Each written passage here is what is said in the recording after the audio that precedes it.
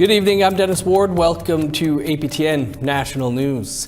A woman from British Columbia says her late mother's ashes were lost in the mail due to the postal strike because the funeral home chose to mail her remains one day before Canada Post went on strike. APTN's Tina House has more on this story. 67-year-old Karen Leah Plaited Hair passed away in Vancouver on October the 20th of this year. Her daughter Chastity McCollin, who lives in Kelowna, BC, chose to have her mother cremated and had plans to take her mum home to southern Alberta to be laid to rest. Martin Brother Funeral Services in Burnaby, BC handled the arrangements. However, McCollin says she is not happy with how her and her family were treated throughout the process.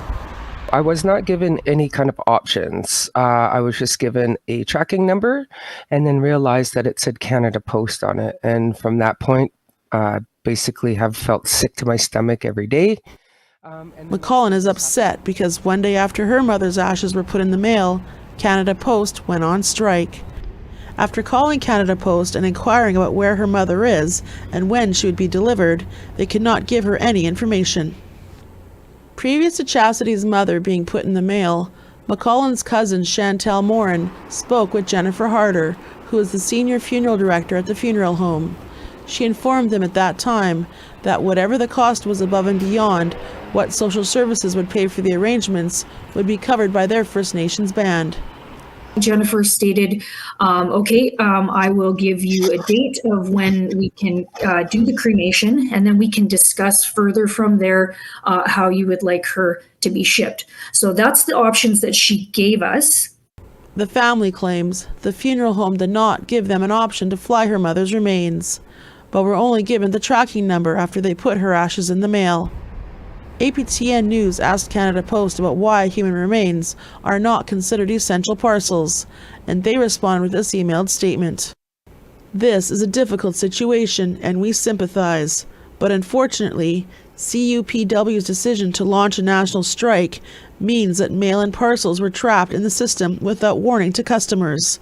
While the strike continues, we're not able to process or deliver items. Any mail and parcels in the postal network have been secured and will be delivered on a first-in, first-out basis once operations resume. However, the national strike will continue to impact service to Canadians well after the strike activity ends. McCollin says she can't properly rest knowing her mother is lost in transit and says this is inhumane treatment. My mom is a residential school survivor, so I can only imagine that she probably still feels all the pain from that being put in a box and thrown in the mail. Martin Brothers Funeral Services did not respond to our request for an interview. Tina House, APTN National News, Vancouver. The group We the Nuclear Free North is reacting to a recent announcement made by the Nuclear Waste Management Organization, or NWMO. Earlier this week, the NWMO announced it has chosen Ignace and Wabigoon Lake area in northwestern Ontario as the location to one day build a $26 billion geological repository to house millions of bundles of spent nuclear waste in underground rooms and tunnels. The group says that for more than a decade, the NWMO has courted both the township of Ignace and Wabigoon Lake Ojibwe Nation to have its willingness to have the repository built in the area.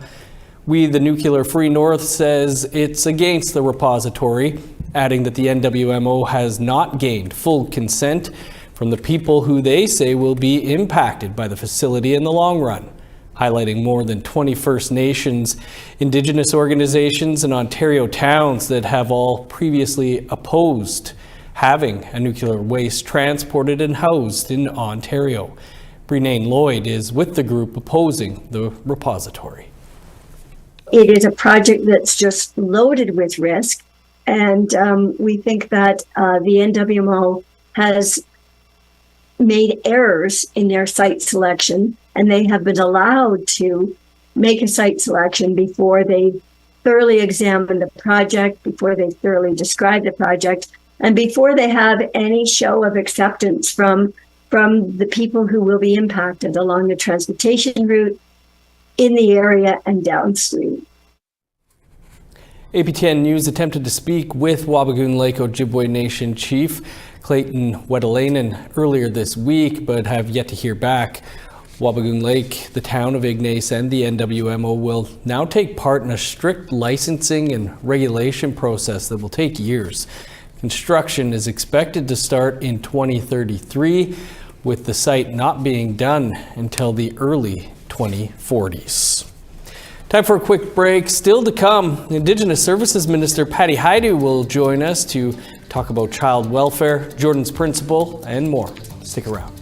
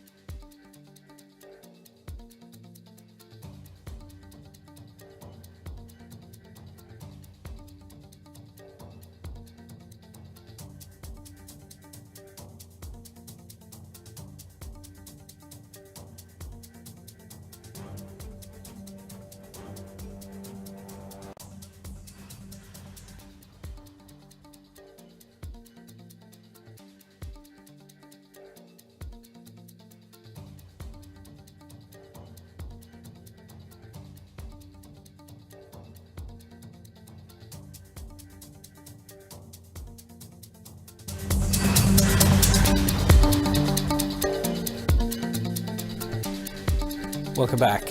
Police-related deaths remain a topic of discussion this week as two more Indigenous people died after being shot by police just 2 days apart in Manitoba, making the national count 13 in total since the end of August. With more, here's APTN's TR Wheatley. Nikki Kumaksiataksak stares at photos on a wall in the Tungasigit Center in the city's north end. She says these Inuit have died in Winnipeg because they had no way of returning north after coming south for medical or judicial issues.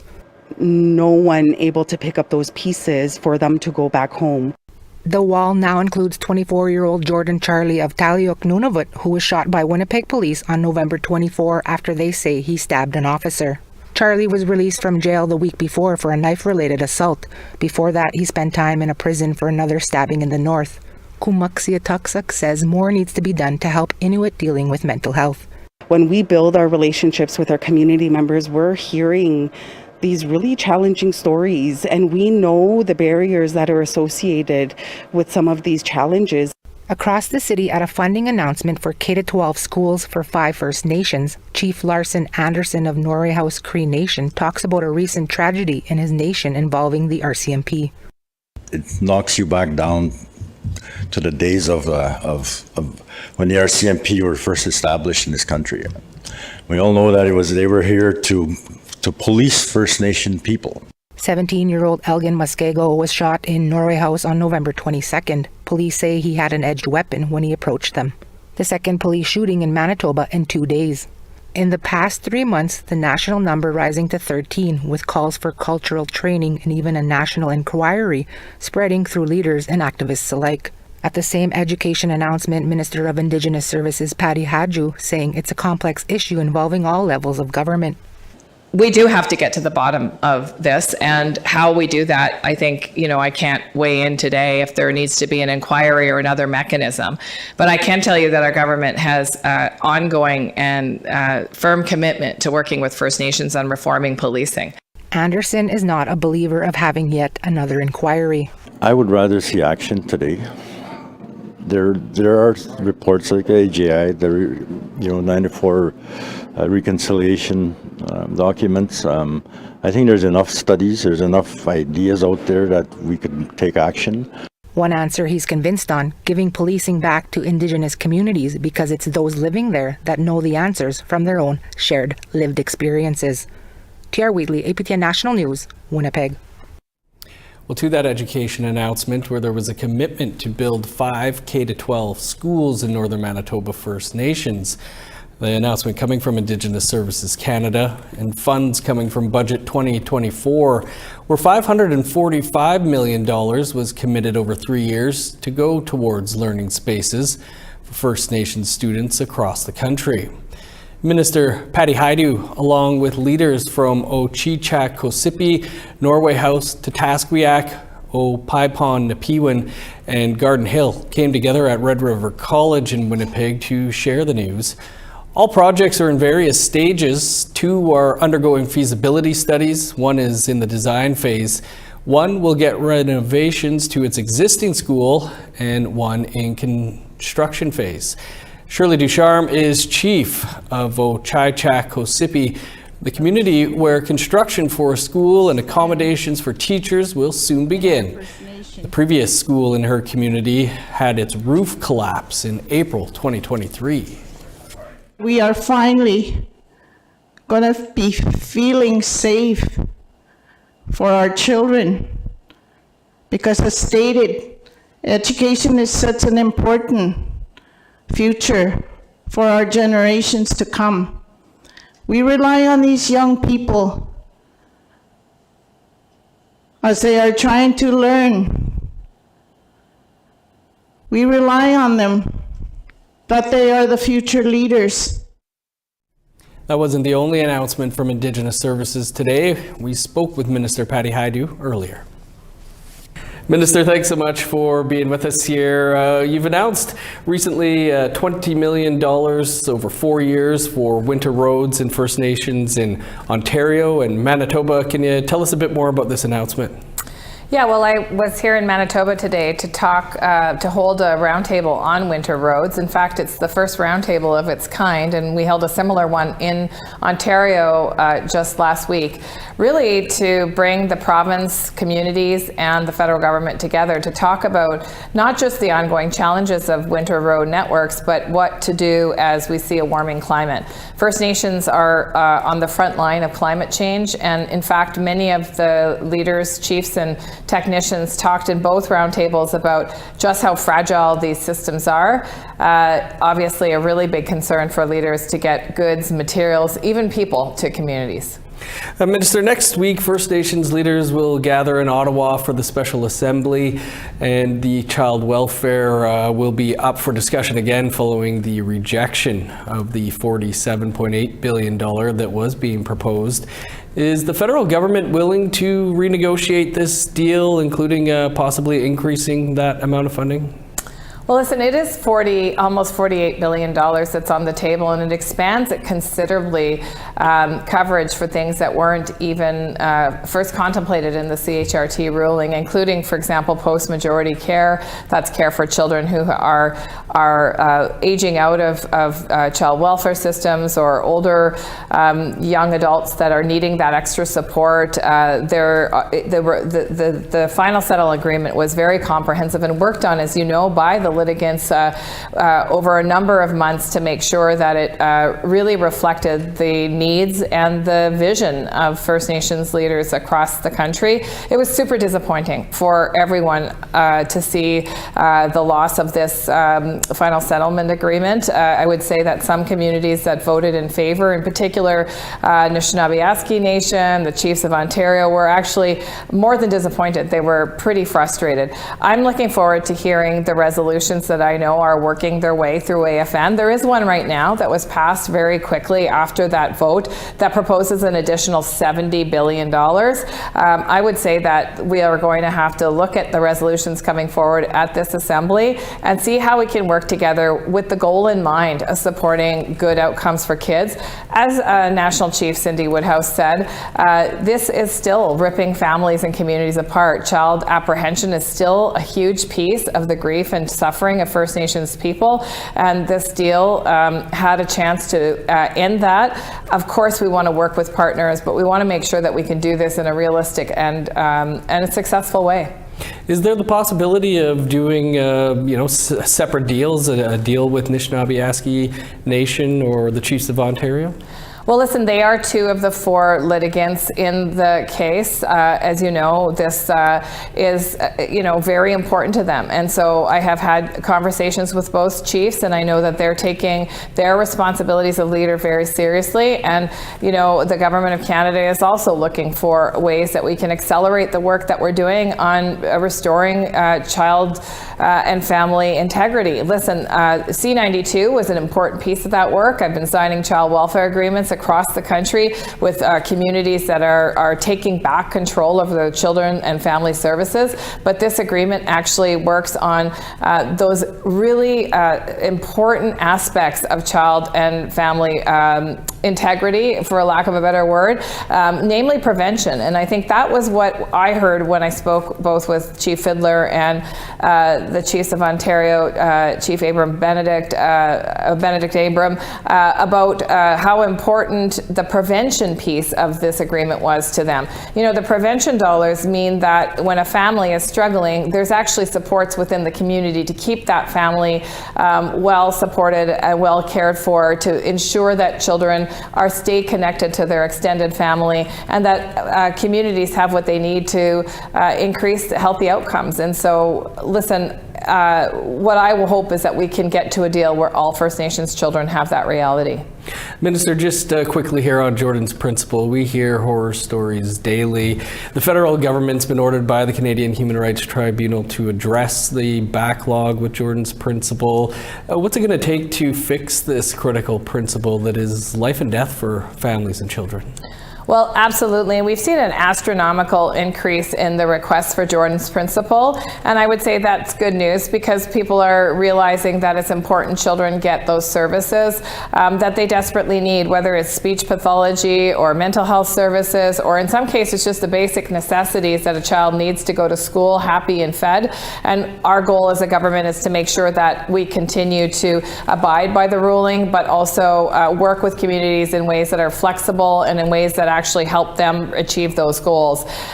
We've heard the decision of the CHRT. We are working within the department on a number of different ways that we can accelerate requests. I don't think any of us anticipated the growth of demand in this particular program. We're also having conversations with provinces, territories, and indeed even municipal organizations about the responsibility of all partners to make sure that there's equity in the way that we deliver services. And so I would say that we'll continue to support Jordan's Principle. We'll continue to look within our department for efficiencies.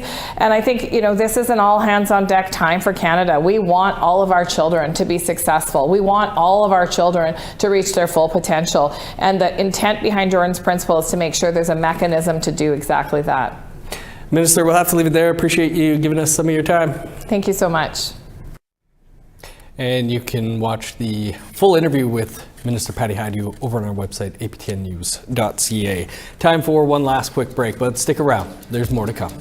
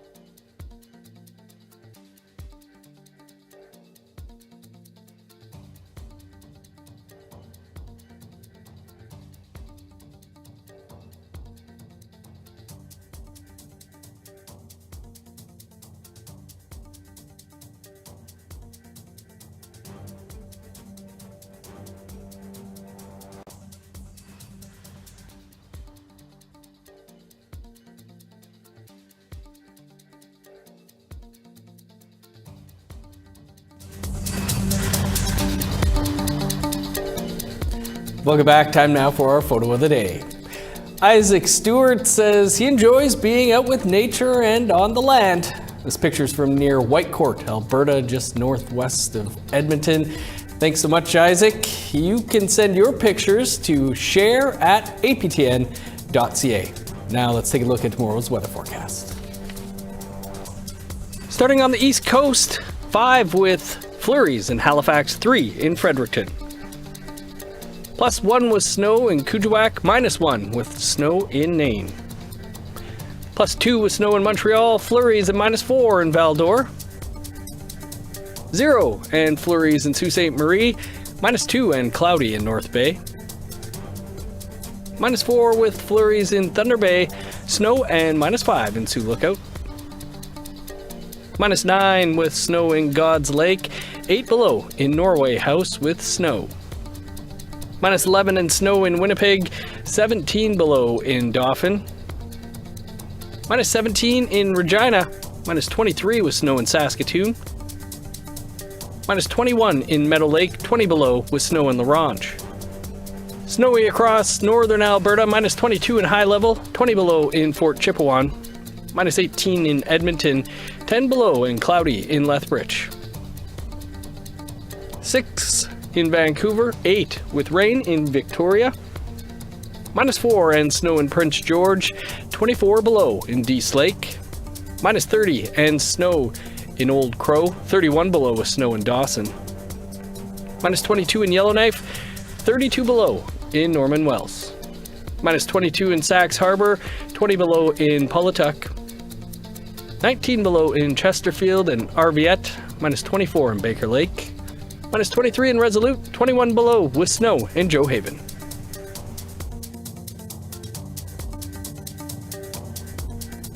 APTN Investigates returns this week with an all-new episode. Journalist Christopher Reed looks into the controversy surrounding the Safer Communities and Neighborhoods Act, also known as SCAN. The legislation allows for government-enforced evictions of tenants suspected of illegal activity and has come under fire after being used to evict a family of 10 in the Yukon winter. Chris joins us now. Christopher, thanks for taking some time here for us. First off, I guess, can you tell us what is SCAN? Well, as the name in its full form suggests, it's a legislation that helps or aims to help us have safer communities and neighborhoods. It's in 6 jurisdictions across the country. And so if you were living in a neighborhood with a drug house, for example, a person could call in an anonymous tip to SCAN, and then SCAN sends out their officers, who are in essence a small police unit with peace officer type powers. The SCAN officers then can conduct surveillance on the property where illegal things are alleged to be happening. And if upon investigation SCAN determines that the house is a place where things are going on that are illegal or unsafe, they can do things. So they can deliver a letter of warning, they can encourage a person to change their ways and assist them in that, or they can order them evicted, or they can do something called a community safety order. This is when they close down a property for a period. Nobody gets criminally charged with SCAN, but they do have powers to take action in neighborhoods where a problem is thought to exist. So for this documentary, you went to Whitehorse. Can you tell us a little bit about why? Well, we wanted to meet Celia Wright, a Tan-Quechan citizen who challenged Yukon SCAN legislation in the Yukon Supreme Court, and she won. Thanks to her charter challenge, a part of the law that allowed for 5-day eviction orders was struck down. And when Celia was visited by SCAN, she was told she had to be out in 5 days. Celia and her partner had 8 children in their care, and it was 2 weeks before Christmas 2020 when SCAN came calling. So this happened during the Yukon winter. This was traumatic for her, and she felt it was potentially an illegal eviction notice in the Yukon, where normally landlords have to give you 2 weeks to get out. And she also felt it was just plain unreasonable. Her lawyer, Vincent LaRochelle, agreed, and 4 years later, this past September, the Yukon Supreme Court agreed that a 5-day eviction notice amounted to a violation of the Canadian Charter of Rights and Freedoms, specifically Section 7, wherein we're guaranteed security of the person. Now, Celia Wright and her partner are still facing charges from an RCMP raid on their property a month prior to their SCAN visit. How does that factor into all of this? Well, yes, Celia and her partner were arraigned on cocaine trafficking and weapons charges before being scanned. But one of the conditions of this arraignment was that they would remain at the address. So then SCAN shows up and says, you need to get out. Even though the judge in the criminal case said, stay put. The charges, by the way, have not been to trial and remain unproven 4 years later, so one might reasonably wonder if the delay might result in the charges being stayed. Well, Christopher, we'll leave it there. Looking forward to this. Thanks for taking some time. Thank you. And you can catch APTN Investigates SCAN airing tomorrow night right here on APTN. You can also catch our French language newscast with Kim Sullivan right here in less than 2 minutes time, as we're all out of time for your APTN National News for this Friday. For the very latest, you can always visit our website. That's aptnnews.ca. I'm Dennis Ward. Marcy Miigwech, thanks for being with us. Have yourself a great day.